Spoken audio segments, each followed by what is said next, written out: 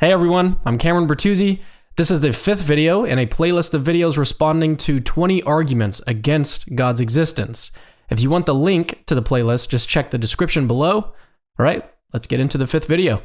Prayer has never fixed anything physically impossible. Why won't God heal amputees?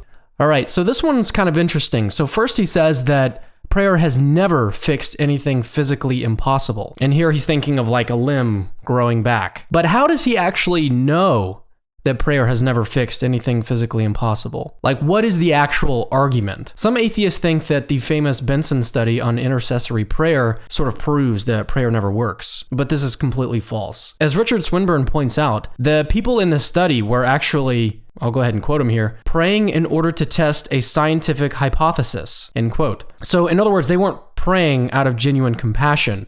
They weren't praying for the right reasons. And he actually goes on to say, quote, "The negative result of the Benson study is entirely predictable on the hypothesis of a loving God who sometimes answers prayers of genuine compassion," end quote. So this study actually doesn't prove anything about the efficacy of prayer. Second, as Dr. Craig Keener notes in his massive 2-volume work on miracles, restoration accounts of limbs are rare, but they do get reported. In one of these reports, a leg like severed below the knee grew back. And in other reports, shriveled limbs sort of like miraculously filled out and started to work again. Now, I'm not saying that these accounts are true. They may be true, they may not be true. My point here is that while restoration accounts of limbs are rare, they definitely get reported. And I mean, these are only the reports that we know about.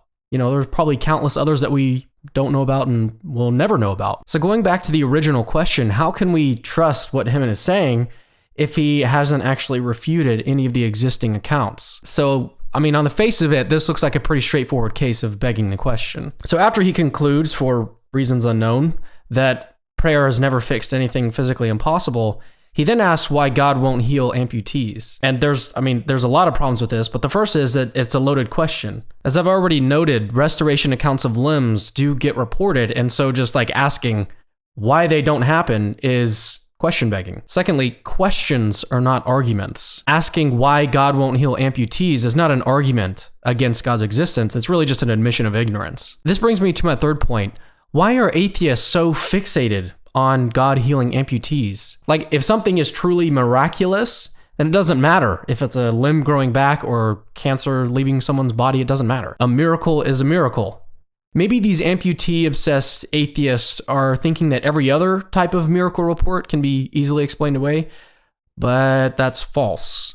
Just look at the resurrection. The best explanation that atheists can come up with is that everybody that saw Jesus, even the groups that saw Jesus, were hallucinating. Unless someone went back in time and gave all the disciples a bunch of oculuses, they didn't have any group shared experiences of Jesus together.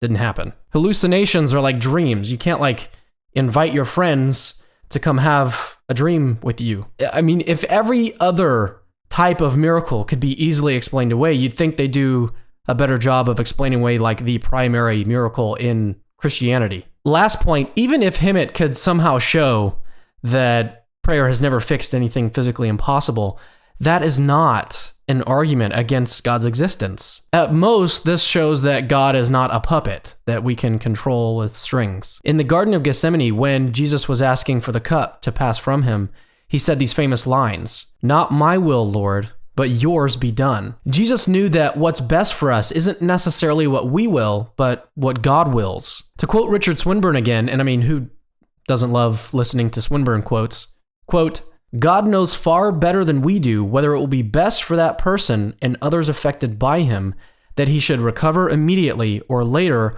or not at all," end quote. To sum up, the famous Benson study on intercessory prayer doesn't show anything about the efficacy of prayer, much less about the existence of God. And asking why God won't heal amputees, Heyman is simply assuming that God has never healed amputees, but that's obviously question begging. And even if he weren't begging the question, which he obviously is, this is not an argument against God's existence. God is in a unique position to know exactly what's best for us, even if from our limited perspective, it might not seem like it.